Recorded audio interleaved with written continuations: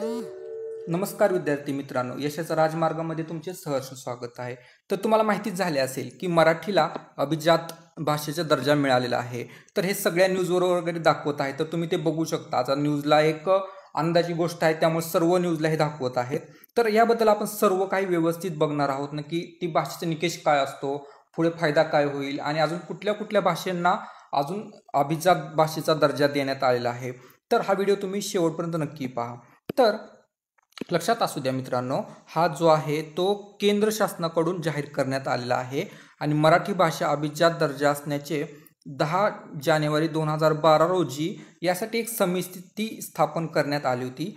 प्राध्यापक रंगनाथ पठारे यांच्या अध्यक्षतेखाली एक समिती स्थापन करण्यात आलेली आहे।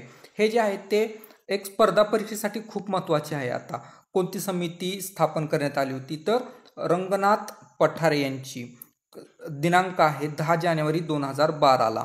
तर त्याचबरोबर 2024ला पुन्हा केंद्र शासनाने पाठपुरावा करण्यासाठी सेवानिवृत्त अधिकारी ज्ञानेश्वर मुळे यांची एक समिती स्थापन केली होती यांच्या अध्यक्षतेखाली, व त्यानुसार आता एक जवळपास आता बघू शकता आपण की मराठी, पाली, बंगाली, आसामी व प्राकृतिक भाषेला जवळपास 5 भाषेला त्यांनी अभिजात भाषाचा दर्जा देण्यात आलेला आहे।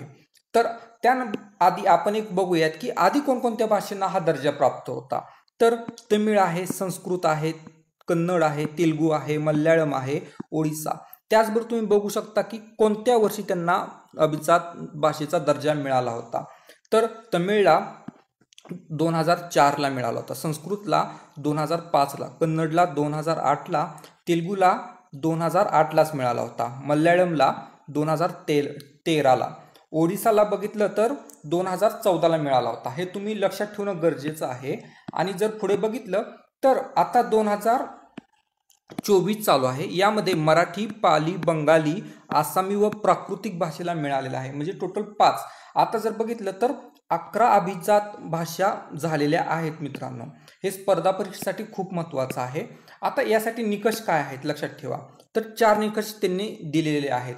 तर तुम्हाला MPSC असो, स्पर्धा परीक्षा कोणती असो, त्यामध्ये विचारलं जाऊ शकतं। तर त्यामध्ये बघितलं तर भाषेच्या साहित्याचा इतिहासात किमान, लक्षात ठेवा, इतिहासात प्राचीन मध्ये 1500 ते 2000 वर्षाचा प्राचीन त्यांच्याबरोबर इतिहास असावा, म्हणजे जुनी भाषा असावी एवढी। हे साहित्य महत्त्वाचे व मौल्यवान असावे, लक्षात ठेवा, या भाषेचे साहित्य महत्त्वाचे मौल्यवान असावे। त्याचबरोबर भाषेचे स्वयंभूषण असावे, कोणत्याही भाषेतून ती उसनी घेतलेली नसावे। त्याचबरोबर सध्याच्या भाषेपासून स्वरूप वेगळे असावे मित्रांनो। तर हे 4 निकष त्यांनी दिलेले आहेत, हे तुम्ही लक्षात ठेवणं गरजेचं आहे।